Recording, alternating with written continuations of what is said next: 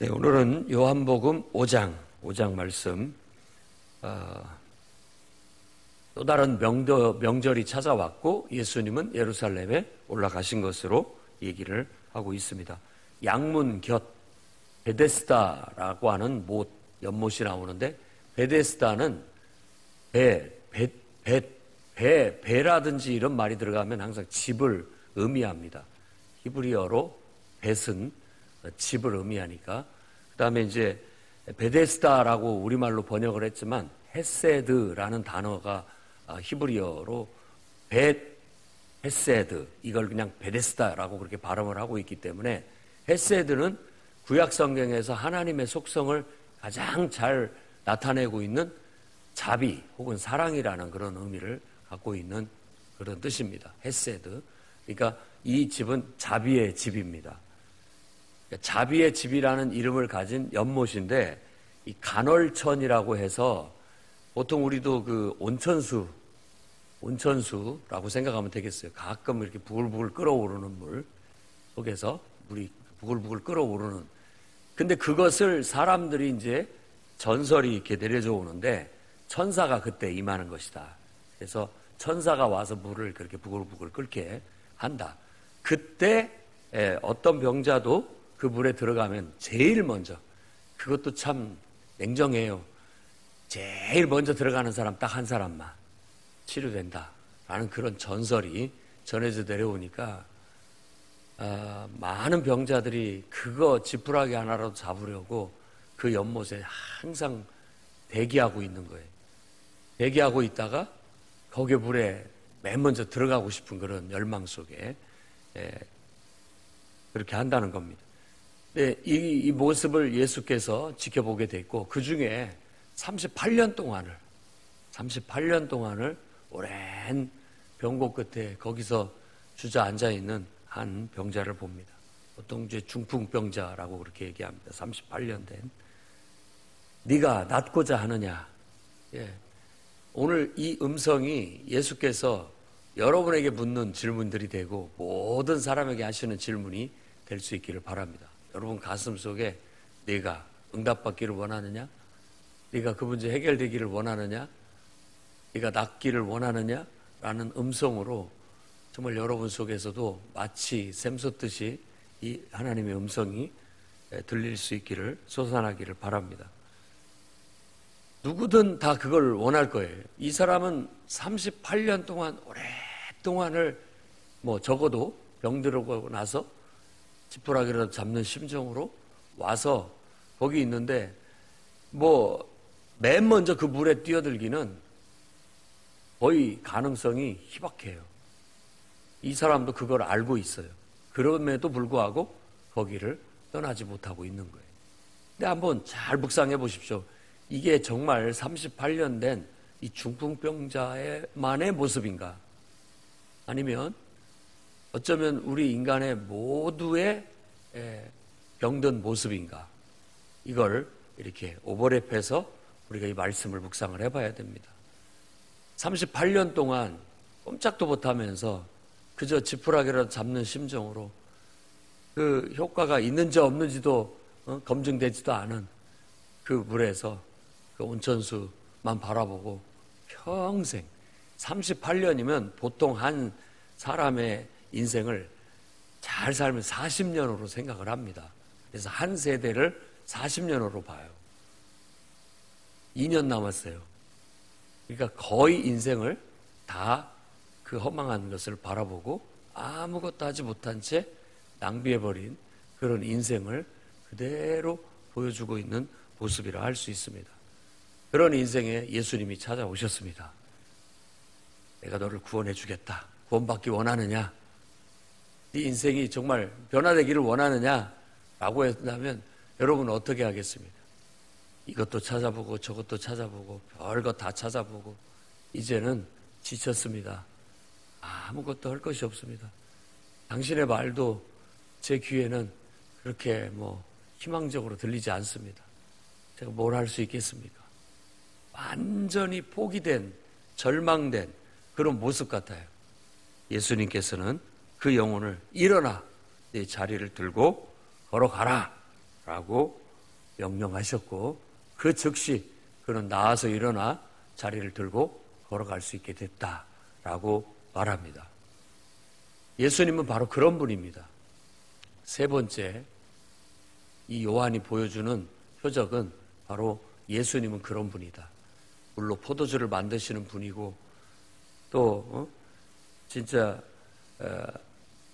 죽은 자를 말씀 한마디로 죽어가는 아이를 살려내는 분이고 이렇게 오랜 세월 동안 병에 짓눌려 뭔가에 짓눌려 아무것도 하지 못하고 인생을 허비하고 있는 그런 불쌍한 영혼들을 찾아서 죄 가운데 짓눌려 있는 영혼들을 찾아서 병든 영혼들을 찾아서 그들을 일으켜 살려내는 그런 분이시다라는 것을 우리에게 보여주고 있는 겁니다.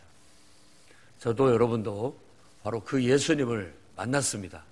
여러분이 진정으로 예수님을 만났다면 그분이 어떤 분인 줄을 알았다면 그 사마리아 여인에게 말한 것처럼 내게 구했을 것이고 너는 영원히 목마르지 않는 생수를 얻게 될 것이다 라고 말씀하신 것처럼 그 예수님을 만났다면 그 예수님을 제대로 안다면 저도 여러분도 영원히 목마르지 않을 뿐만 아니라 죽어있는 우리 인생이 이렇게 병들어 있는 우리 인생이 완전히 치유되고 회복돼서 정상으로 건강한 삶을 살 수 있게 된 줄로 믿습니다.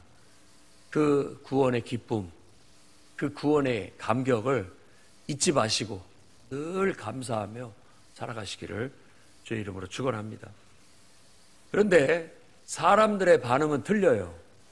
이렇게 38년 동안이나 애걸복걸하고 있다가 결국 구원받은 이 사람이 있다면 여러분이 같으면 어떻게 하겠습니까? 어떻게 된 일이야? 놀랍다. 어떻게 된 일이야? 도대체 어떻게 돼? 같이 막 잘 됐다라고 하면서 축하해주고 기뻐해야 되는데 공교롭게도 그날이 명절에 닥친 안식일이었습니다. 안식일이라는 통념 속에서 이 고정관념 속에서 그 한 영혼이 구원받은 것, 그 한 영혼이 자유함을 얻고 치유받고 새 삶을 얻은 것에 대한 기쁨은 전혀 관심이 없어지고 누가 너를 일어나 걸어가라고 했느냐 그거에만 관심을 두는 거예요. 이 인간이 못됐습니다. 얼마나 못됐습니까? 남 잘 되는 꼴을 제대로 못 보는 거예요. 아니 순수하게 봤다면 잘 됐다 하면서 덩실덩실 춤을 추면서 얼마나 좋니 이렇게 해야 마땅한데도 불구하고 뭐야 너 누가 너 보고 안식일 날 걸어가라고 시켰어 라고 하면서 그것을 치료해 준 사람 그리고 그걸 시킨 사람에 대해서 추적을 하기 시작하고 따지기 시작하고 그를 안식일을 범했다라고 해서 정죄하고 벌하려고들 생각을 한다는 거예요. 여러분 안에 우리 안에 이런 악의가 발동되지 않도록 우리는 늘 기도로 성령 안에 우리를 두어야 됩니다. 진리 안에 우리를 두어야 돼요. 진짜 병든 누가 병들었는지 모르겠습니다. 이 사람이 병들었는지 지금 그렇게 말을 하고 있는 유대인들이 병들었는지 몰라요. 순간적인 거예요. 순간적인. 우리의 고정관념이 우리의 본성이 나도 모르게 그런 말을 내뱉게 만드는 거예요.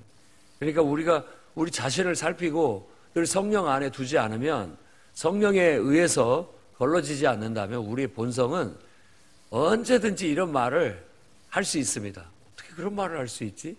라고 할 수 있는 말들 툭툭 튀어나옵니다. 그러니까 우리도 똑같은 죄인 중에 한 사람이에요. 예수 그리스도께서 우리의 주인이 되어주시지 않는다면 우리도 똑같은 말을 할 수 있습니다. 예수님의 답변이 오늘 전체적인 내용을 지배하고 있어요. 예수님의 답변이. 다른 성경에서는 예수님을 안식일의 주인이다. 인자는 안식일에도 주인이다 라는 걸 강조했지만 여기서는 조금 다른 그런 논증을 이렇게 쭉 펼치고 있어요. 그래서 요한복음이 좀 특별합니다. 아버지께서 이제까지 일하시니 나도 일한다. 그렇게 답변을 하십니다. 17절에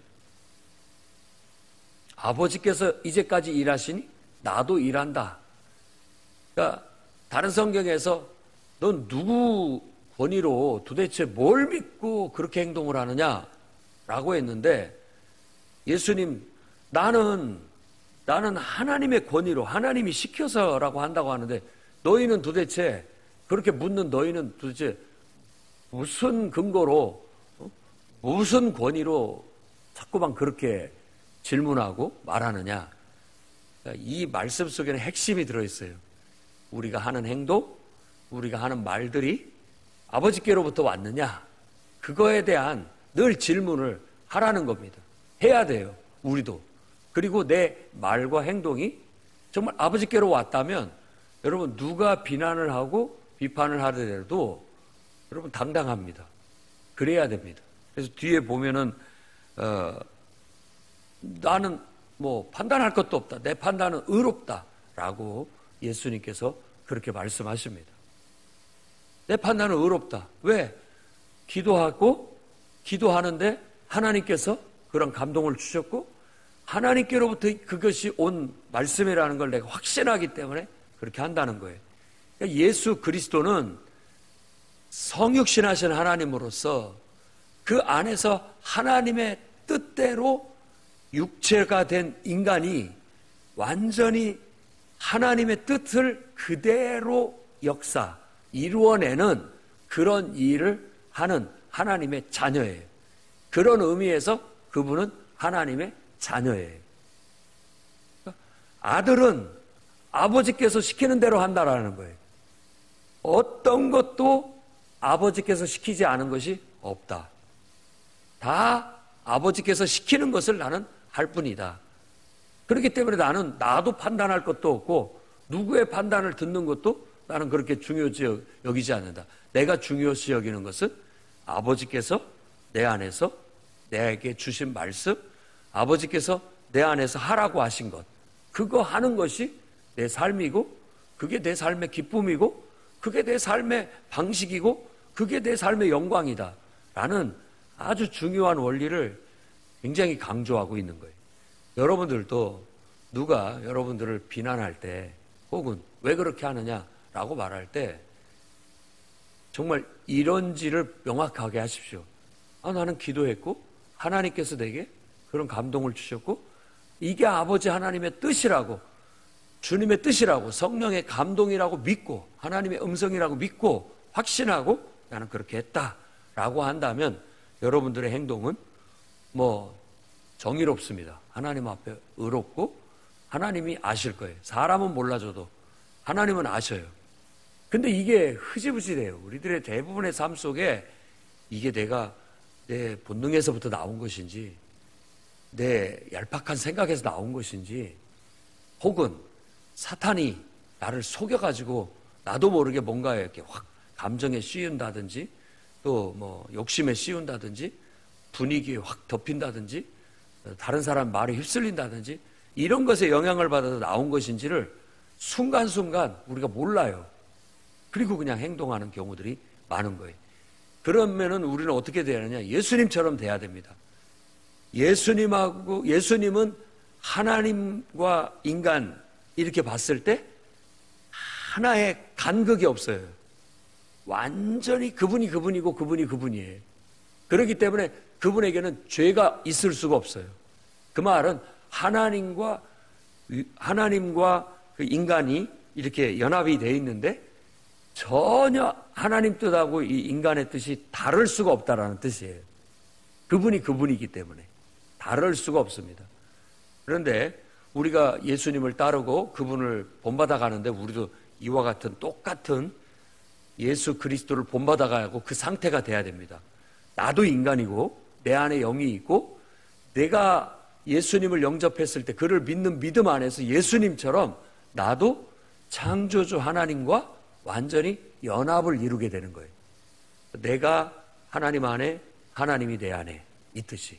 그래서 우리는 하나님께로부터 다시 태어났다라는 것은 이제는 하나님과는 뗄래야 뗄 수 없는 연합, 하나됨의 관계 속에서 그분의 자녀가 됐다라고 그렇게 선언을 하는 겁니다.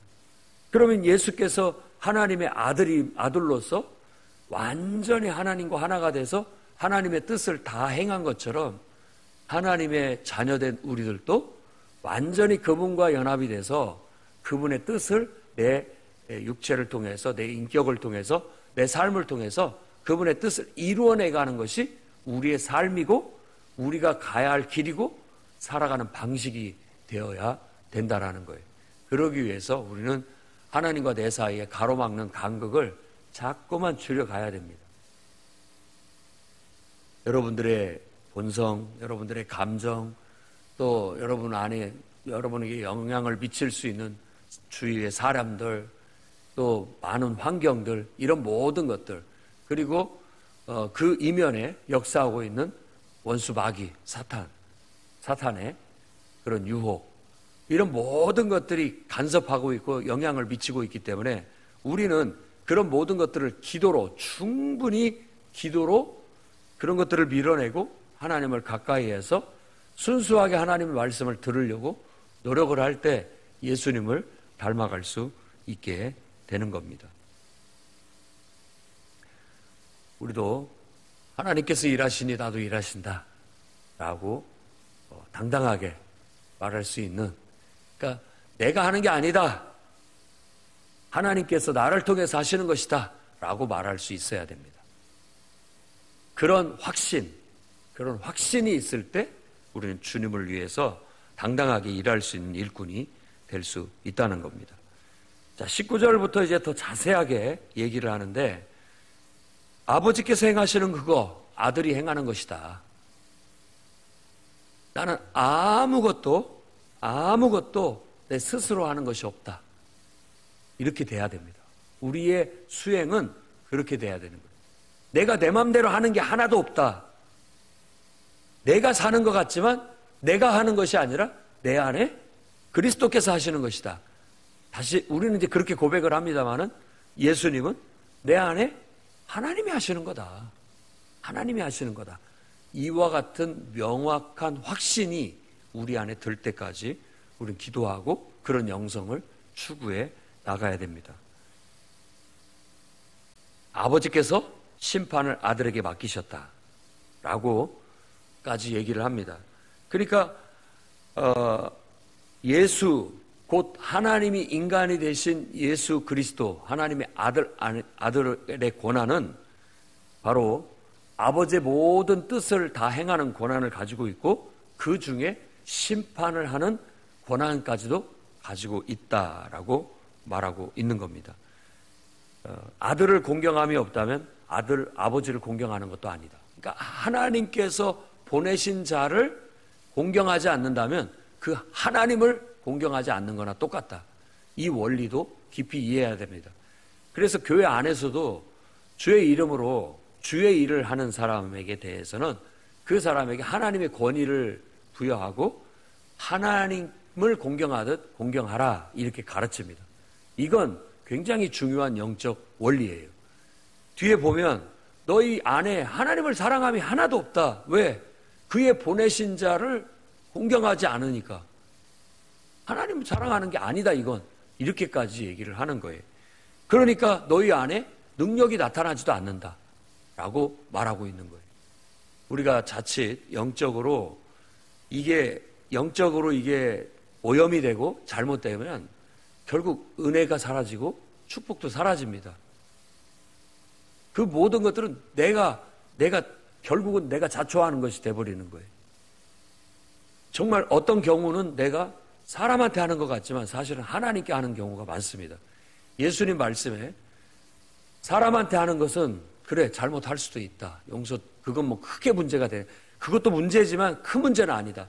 그러나 그것이 그 사람한테 한 것이 아니라 그 사람 속에서 역사하고 있는 성령, 곧 하나님께 한 거면 이건 더 큰 문제다.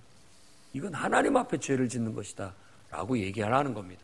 그러니까 교회 안에서 우리가 교우 관계든지 또 주의 종과의 관계든지 이런 것을 잘 봤을 때 내가 사람한테 내 섭섭함을 느낄 수 있고 사람을 또 비판할 수도 있고 미워할 수도 있고 할 수 있습니다. 사람한테는 그럴 수 있죠.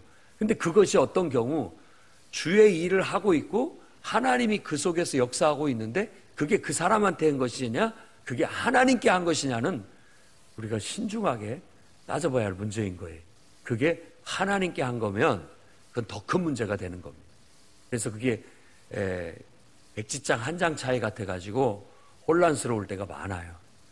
근데 보통 인본주의에 노출되거나 자유주의에, 지금은 여러분들이 나는 전혀 노출되지 않았다라고 말할지 모르지만 이 세상 문화 자체가 인본주의의 토대 위에 있고 또 모든 의식, 사상이 자유주의 토대 안에 있기 때문에 우리 모두는 다 그 바람에 영향을 받고 있습니다. 아무리 아니라고 해도 다 받고 있습니다. 그런 걸 받고 있다 보니까 자꾸만 이 교회 안에서도 영적인 것이 약화돼요. 영적인 것이 인간적인 것에 자꾸 눌리게 돼 있단 말이에요. 교회는 정말 주님의 몸이고 성령이 역사하는 곳이고 하나님이 역사하시는 그런 공간인데도 불구하고 자꾸만 사람이 일을 하고 있고 사람의 일들이 난무하게 되는 거예요. 교회는 구제하는 일이라든지 사회봉사라든지 세상에 빛이 되는 일들 많이 하는 그런 좋은 곳으로 생각을 하고 교회 다니는 것을 그 정도의 품위, 어떤 자기 인생의 커리어 정도로 생각을 하는 거예요. 그런 신앙으로는 절대 하나님을 만날 수 없고 하나님 나라에 쑥 들어가서 능력을 경험할 수 없습니다. 그 한계를 벗어나야 돼요. 그 이성을 뛰어넘어서 벗어나서 하나님 나라, 하나님의 임재 그 속에 들어올 때 영적으로 완전히 변화되고 거듭나야만 그 은혜를 경험할 수 있게 되는 거예요. 그래서 우리가 제대로 영적인 것을 알아야 됩니다. 우리는 인간적으로 인간을 만나고 인간의 소리를 듣고 또 인간들과 더불어서 일을 하지만 그 속에서 하나님이 일하고 있다라는 거예요. 그러니까 우리 마음에 저 주의 종을 통해서 하나님이 말하고 있다. 또 저도 저 성도를 통해서 하나님이 일하고 계시구나. 이런 걸 느낄 수 있어야 되고 인정할 수 있어야 된다라는 거예요.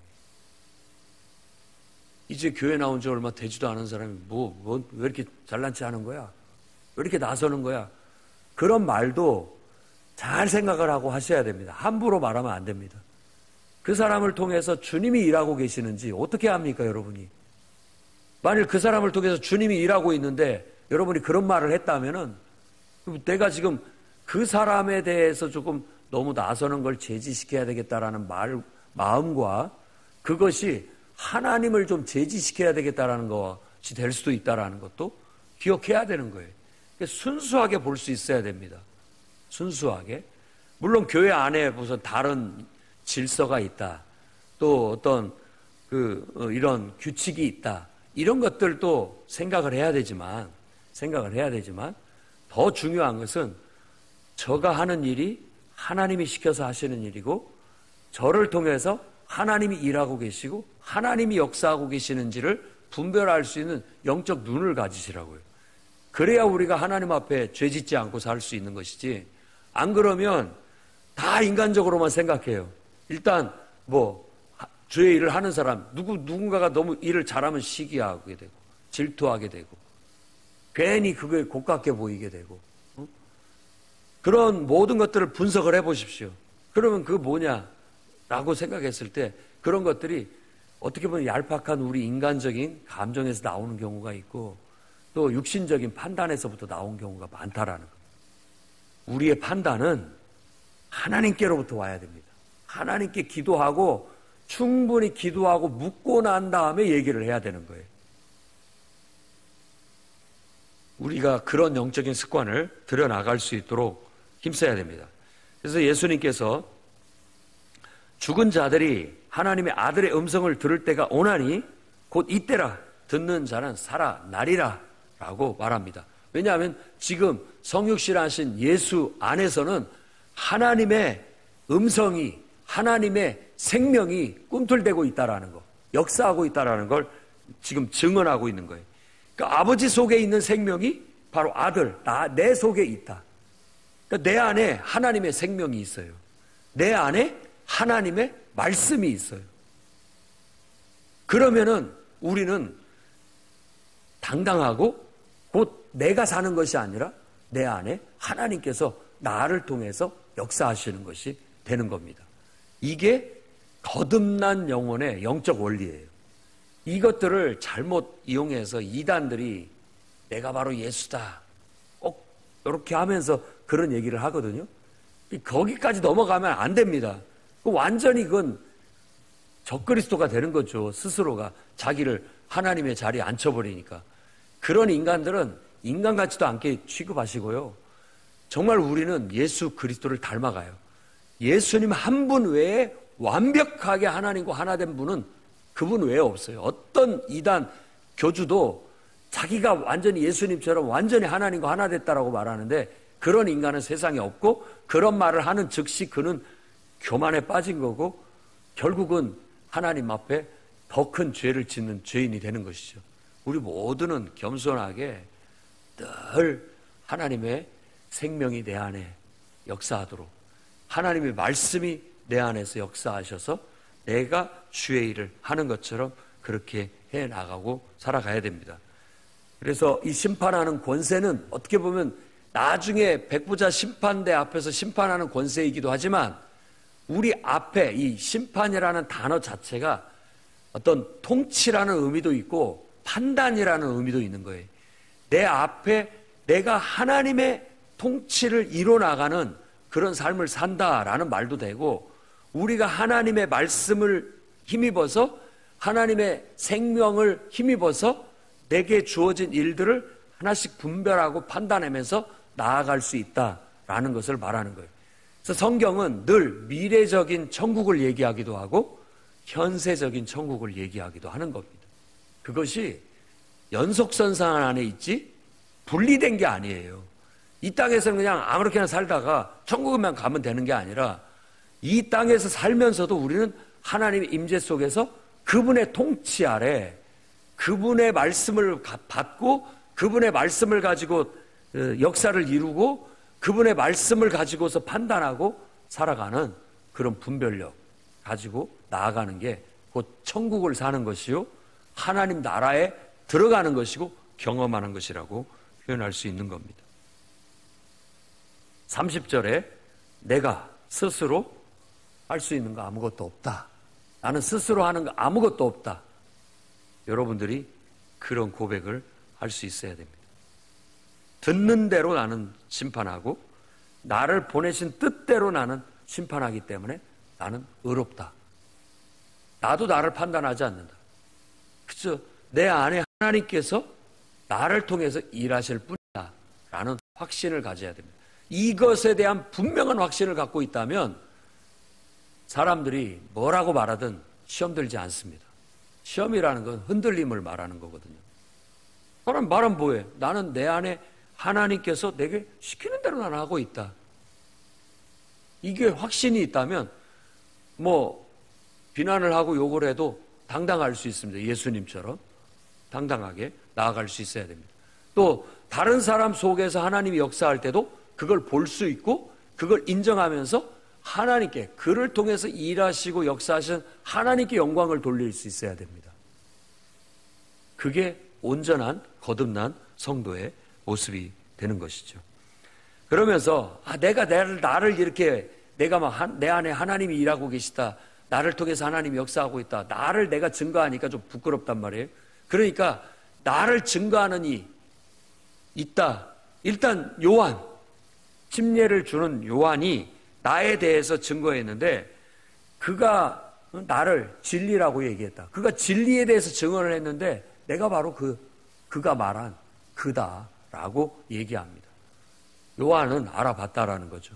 그 속에 하나님의 성령이 충만하고 하나님의 생명이 충만하고 하나님의 진리가 충만해서 그를 보면 은혜와 진리, 은혜 위에 은혜더라 라고 고백할 만큼 그 속에서 그를 통해서 하나님이 일하고 계시고 역사하고 계시다라는 걸 증언했다라고 말하고 있고, 또 하나 내가 증언하는 게 아니라 이 아버지께서 역사하시는 역사, 지금 요한이 계속 나열하고 있는 표적, 역사라는 것은 한 인간 속에서 하나님이 나타내시는 능력, 하나님이 일하시는 일들, 이걸 역사라고 하는 거예요. 봐라, 내가 나를 통해서 하나님이 일하신 증거들을, 표적들을 보면 그것이 증거가 되지 않느냐. 그걸 여러분이 볼 수 있어야 됩니다. 그 사람 속에서 일하고 계시고 그 사람을 통해서 나타나는 하나님의 역사를 보면 알 수 있어요. 그 사람이 정말 하나님이 시켜서 하시는 일이고 하나님이 그 속에서 일하고 계시는지를 알 수 있는 겁니다. 우리가 참 여러분들이 교회를 다니면서 목회자를 판단하고 또 교회를 판단하는 것을 우리가 부담스러워 할 수 있습니다만은 여러분들이 판단할 수 있는 눈을 갖기를 바랍니다. 저 사람 속에서 하나님이 일하고 계시고 역사하고 계시는지, 저 교회 속에 하나님이 말씀을 주시고 하나님이 일하고 계시고 하나님의 역사가 일어나고 있는지 그거 보시면 됩니다. 그거 보시면 하나님께 영광 돌리면 되는 것이고, 나도 그 속에 들어가서 내 안에 하나님이 일하고 나를 통해서 하나님이 나를 뭔가를 통해서 필요한 곳에 일하고 역사하실 수 있도록 그렇게 쓰임받는 것이 여러분들이 교회를 다니는, 선택하는 하나의 기준이 되어야 된다고 말씀드릴 수 있겠습니다. 그 다음에 또 하나 나에 대해서 증언하는 것이 있는데 그게 바로 성경 말씀이다. 성경 말씀이 나에 대해서 증언하고 있다. 그러니까 성경에 위배된 일은 나는 하나도 하지 않는다라는 말이죠. 성경에 기록된 대로 그 모든 성경이 이루어지도록, 응하도록 나는 그 성경 말씀이 이루어지도록 그렇게 살아가고 있다, 일하고 있다, 역사하고 있다라고 말하고 있는 거죠. 그래서 예수 그리스도는 마치 이 지상에서 활동하고 활보하시는 하나님인 것처럼 묘사를 합니다. 안식일 문제를 갖고 이런 말로 논쟁을 하고 있을 때 사람들이 예수님을 더 미워해요. 왜냐? 안식일을 범할 뿐만 아니라 하나님을 꼭 자기 친아버지처럼 얘기하거든요. 그러니까는 더 미워해. 이 정도 얘기했으면 오히려 설득이 돼서 딱 무릎을 꿇고 주는 그리스도시고 정말 나의 하나님이십니다 라고 그렇게 말했으면 좋겠는데 그들 눈에는 벗겨지지 않는 거예요. 이 꺼풀이 벗겨지지 않아요. 저런 우리보다 훨씬 못한 인간이, 나보다 별로 잘날 것도 없는 인간이 자기가 하나님이래 라고 하면서 오히려 더 죽일 놈처럼 여기고 그를 죽음으로 내모는 그런 모략과 계략을 펼치게 된다라고 말하고 있는 겁니다. 이런 일들은 성경의 이야기만이 아니라 오늘날 우리가 신앙생활을 하는 현장 속에서도 일어날 수 있는 일입니다. 우리도 뭔가에 씌워져 버리면, 육신적인 것이 씌워지고 마귀에게 속아 넘어가게 되면 진리가 앞에서 활보를 해도, 선포가 돼도 진리인 줄을 몰라요. 하나님이 내 안에서 역사하려고 말씀을 주시는데도 그 말씀이 내 안에 임하는지도 몰라요. 다른 사람 속에서 하나님이 일하고 계시는데 그게 하나님이 일하는 걸로 보이지가 않아요. 그 사람이 일하는 걸로 보이지. 자꾸만 그런 어떤 우를 범할 수 있다는 걸 명심해야 되겠고, 여러분들이 어떤 영적인 거듭남을 통해서 하나님의 임재 속에 쏙 들어가서 정말 내 속에 하나님이 막 말씀하시고 그 말씀을 따라 내가 일하고 있다라는 그런 확신 속에 살고 있다면 누군가 여러분들이 하는 일을 갖고 왜 그렇게 하시냐, 저렇게 하시냐, 이렇게 해라 저렇게 해라 여러 말을 해도 흔들리지 마십시오. 나는 주의 종이고 하나님 말씀만 듣고 하나님이 내 속에서 일할 수 있도록 나 자신을 드릴 뿐이다라는 그 중심을 확 잡고 사탄한테 넘어가지도 말고 유혹에 넘어가지도 말고 사람 말에 현혹되지도 말고 흔들리지도 말고 꿋꿋하게 여러분의 길을 가십시오. 그러면 하나님께서 여러분을 통해서 일하게 되실 것이고 하나님의 영광은 드러나게 될 거라는 겁니다. 이 두 가지 교훈을 여러분 속에 새기고 다른 사람 속에서도 하나님이 일하고 다른 사람을 통해서도 하나님이 역사하실 수 있다는 것을 인정할 줄 아는 넓은 마음, 아니 당연한 마음을 품고 영적인 해안들을 가지고 여러분들도 정말 하나님을 통해서 옳게 판단하고 항상 바른 길로 하나님이 기뻐하시는 길로 나아갈 수 있는 성도들이 다 되시기를 주의 이름으로 축원합니다. 기도하겠습니다. 거룩하신 하나님 아버지, 아버지께서 오늘 또 우리 안에 임재하시고 성령으로 감동하사 우리에게 필요한 말씀을 주시고 해야 할 것들에 대한 소망을 주시고 또 감동을 주셔서 우리를 통해 일하고 역사하시는 줄 믿습니다. 온전한 믿음을 이루게 주시옵소서. 이제는 내가 사는 것이 아니라 내 안에 그리스도께서 사시는 것이요 내가 스스로 하는 것이 아무것도 없음을 고백합니다. 주여 내 안에 행하여 주시옵소서. 나를 통하여 하나님의 생명의 말씀이 진리의 말씀이 임하게 하시고 내 인격을 통해 내 삶을 통해 모든 그와 같은 말씀들이 성취되게 하시고 역사가 일어나게 해 주시옵소서. 또한 기도하는 다른 많은 믿음의 동료들을 통해서 또한 하나님 말씀을 주시고 그 속에서 일하시고 그를 통해 역사하시며 우리가 화합하고 협력하여 하나님께 영광 돌리는 온전한 하나님 나라를 이루게 하시고 그걸 경험하게 하시고 그 기쁨 속에 살게 해 주시옵소서. 예수님 이름으로 기도드립니다. 아멘.